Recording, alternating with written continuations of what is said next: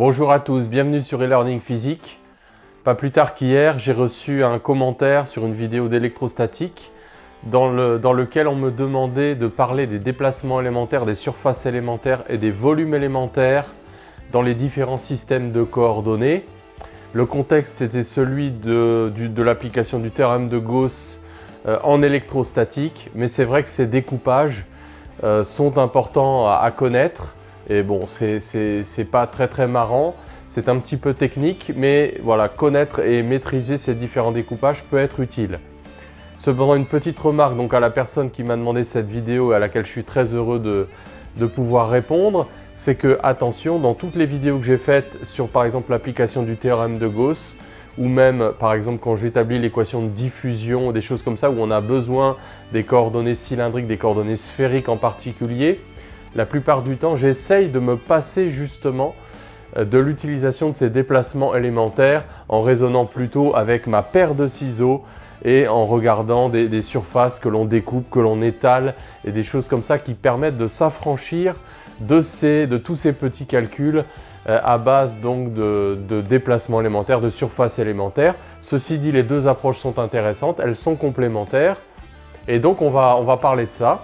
J'en profite aussi pour dire que si tu as des requêtes particulières, des sujets que tu aimerais voir abordés sur la chaîne, eh bien, dans la mesure du possible, j'essaye d'y répondre favorablement.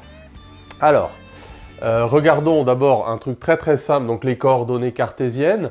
Donc un point M dans l'espace est repéré par ses coordonnées X, Y et Z. Le déplacement élémentaire autour de ce point, bien sûr, ces coordonnées, c'est dx, dy, dz, ce qui va engendrer un petit cube.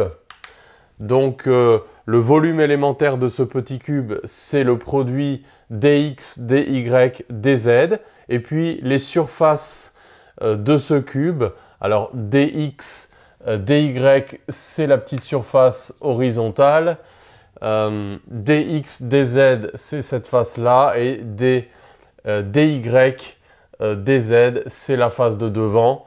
Donc voilà, très simple, un petit rappel en cartésien. Ça, c'était juste pour se mettre en bouche. Donc, en tout cas, on retient que les surfaces sont engendrées par le produit de deux déplacements élémentaires et que le volume élémentaire est, lui, la multiplication des trois déplacements élémentaires. Et ça, c'est un principe que l'on va retrouver dans les coordonnées cylindriques et également dans les coordonnées sphériques. Donc, alors, on va rentrer vraiment dans le vif du sujet parce que je ne pense pas que ce soit pour les cartésiens qu'on m'a demandé cette vidéo.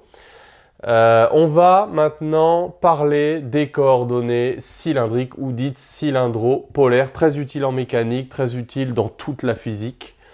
Donc, on prend un point M dans l'espace. On peut le projeter sur le plan horizontal OXY, ça donne le point P, ce qui nous permet de définir l'angle polaire θ, qui va varier entre 0 et 2π. R, c'est la distance OP, mais c'est aussi la distance HM, où H est le projeté orthogonal du point M sur l'axe vertical. Donc ça, c'est le R des coordonnées cylindriques, qui sera différent du R des coordonnées sphériques. Donc le R des coordonnées cylindriques, c'est la distance à l'axe OZ. Donc pour décrire tout l'espace, un point M sera repéré par ses coordonnées cylindriques MR, θ, Z. R sera positif ou nul, θ compris entre 0 et 2π et Z compris entre moins l'infini et plus l'infini. Alors ce qui va être intéressant, maintenant qu'on a posé ça, c'est déjà de voir quelle est la base, les vecteurs de base, la base locale comme on appelle des coordonnées cylindropolaires qui vont bouger, qui vont suivre le point dans son éventuel déplacement ou qui vont varier d'un point à l'autre. Donc on a le vecteur ER qui en fait est un vecteur unitaire de H vers M, c'est aussi le vecteur unitaire de O vers P. Le vecteur Eθ dans un plan horizontal, donc j'ai essayé de faire un dessin en perspective, donc il lui est directement perpendiculaire, hein, c'est-à-dire qu'en fait on a un sens positif de rotation dans le plan x ou y, donc le vecteur Eθ est horizontal et il est perpendiculaire au vecteur ER. Et donc, pour former une base orthonormée directe, règle des trois doigts de la main droite, le vecteur EZ, donc, qui est commun avec les cartésiens, vient terminer cette base. Alors avant de parler des déplacements élémentaires, bien sûr, il faut à tout prix maîtriser la base locale des coordonnées cylindriques. Donc le déplacement élémentaire, il va y avoir 3 déplacements élémentaires. Alors si R varie de dr, donc là, le déplacement élémentaire, il est selon ER, donc c'est dr, ER. Si θ varie de dθ, alors là, c'est un tout petit peu plus subtil. En fait, on se déplace sur un cercle de centre H et de rayon R. Et donc, si je fais une vue de dessus, donc on a le point H, donc on a le point M, le vecteur ER, donc qui est radial, le vecteur Eθ qui est comme ça. Et donc, si l'angle θ varie de dθ, donc là on aura un angle dθ, eh bien on va avoir un déplacement tangent au cercle dans la limite où dθ tend vers 0. Et ce déplacement tangent, c'est r dθ selon le vecteur Eθ.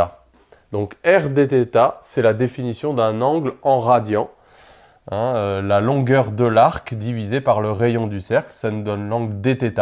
Donc on voit que r dθ divisé par r, ça fait dθ, c'est la définition d'un angle en radian.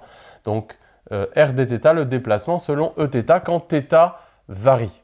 Et ensuite, si z varie de dz, donc on a un déplacement selon Ez. J'en profite d'ailleurs pour faire une toute petite remarque très simple, mais avec ce truc-là, on retrouve les coordonnées de la vitesse d'un point matériel en coordonnées cylindriques.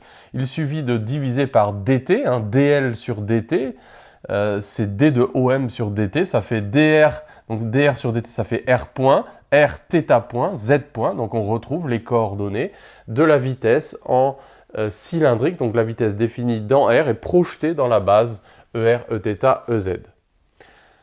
Alors, pour avoir les surfaces élémentaires, c'est un petit peu la même idée qu'en cartésien, on fait le produit de 2 déplacements élémentaires. Donc là, j'ai essayé de dessiner le petit volume engendré par ces 3 déplacements, dr sur ER, r dθ sur Eθ et dz sur Ez. Donc j'ai essayé de dessiner un peu l'arrondi r dθ, bien que par passage à la limite, quand θ tend vers 0, c'est plus un arrondi bien sûr, parce que c'est la tangente au cercle.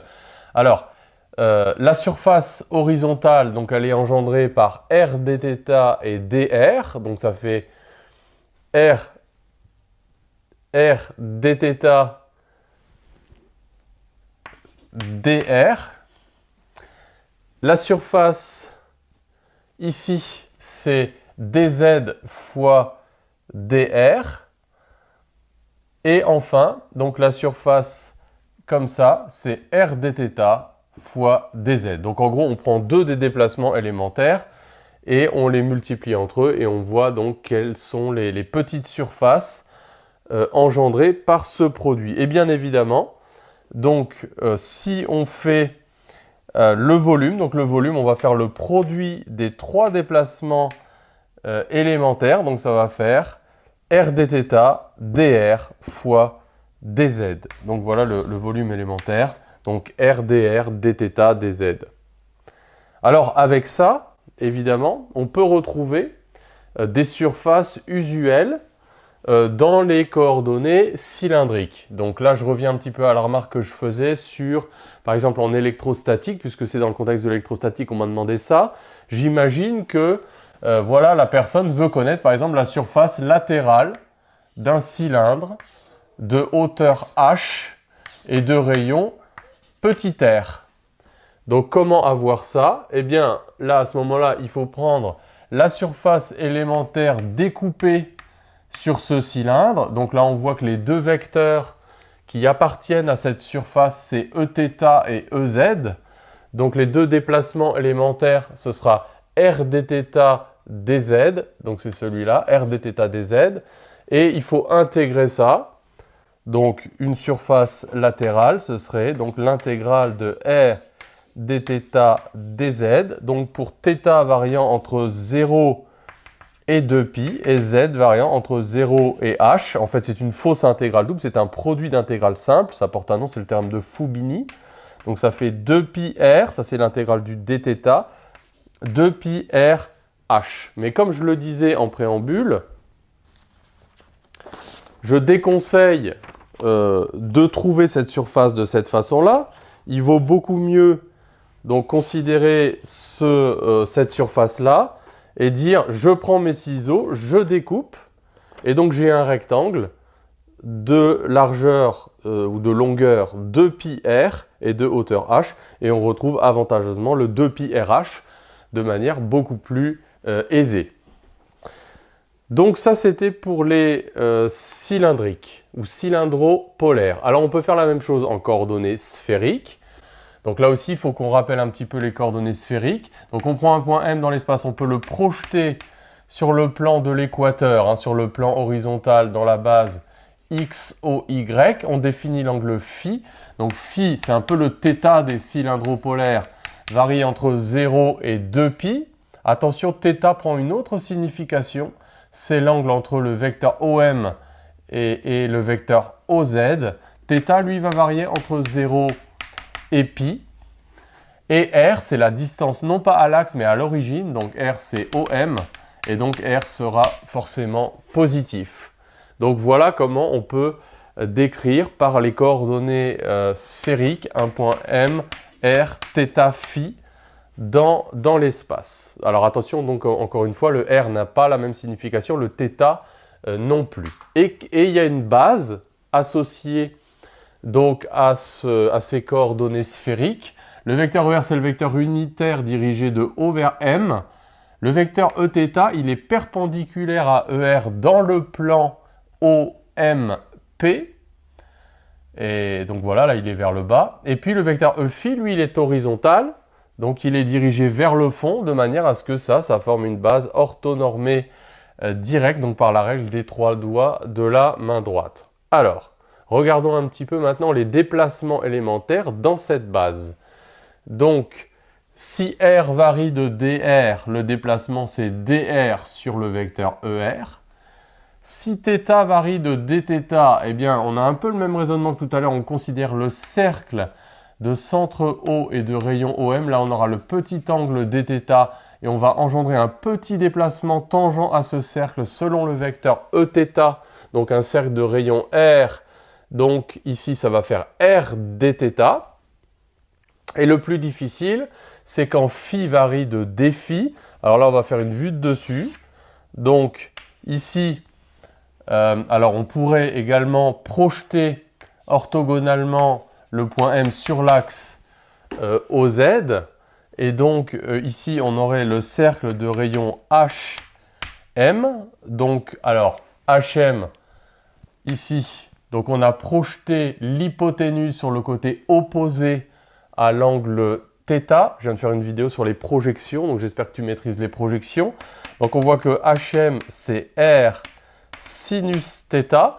Et dans ce plan horizontal, phi varie de dφ. Et le vecteur Eφ, il est comme ça. Il est tangent au cercle.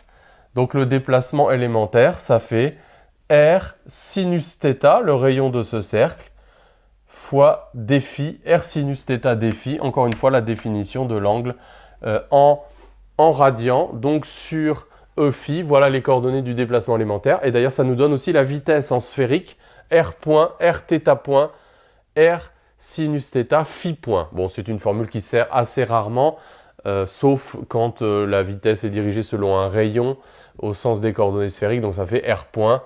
Voilà. Et puis, donc, on peut obtenir toutes les surfaces élémentaires en multipliant à chaque fois 2 à 2 déplacements élémentaires, et le volume élémentaire, il est obtenu par le produit des 3 déplacements élémentaires ici, donc R carré, hein, donc R carré, dr, dθ, sinus θ, dφ. Alors à partir de là, on peut retrouver des choses intéressantes.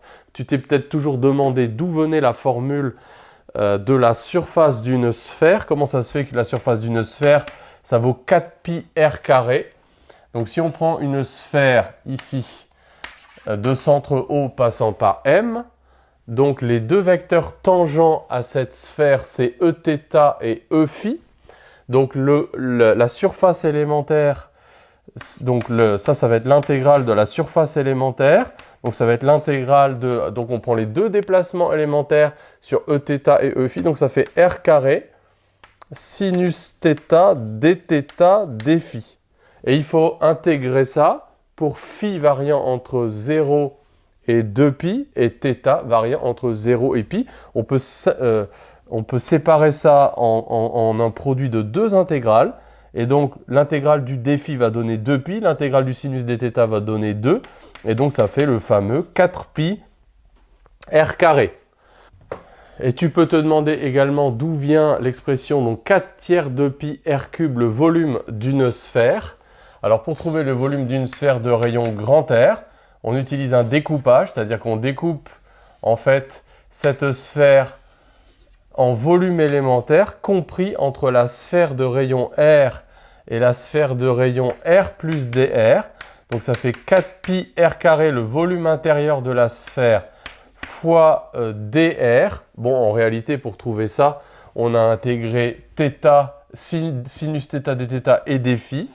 Et après, on intègre ça donc entre 0 et grand R. Et ça nous donne le volume de la sphère.